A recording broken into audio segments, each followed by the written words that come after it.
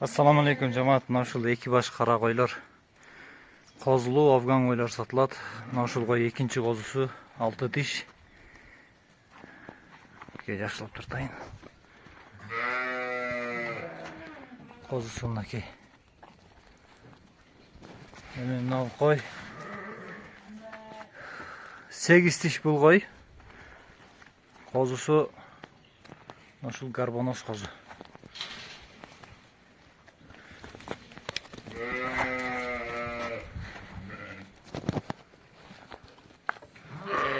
Экөө тең ургачы. Баалары 47 миң сомдон тугандар.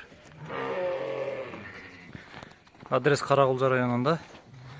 Доставка бар. Жеткирип берип турат.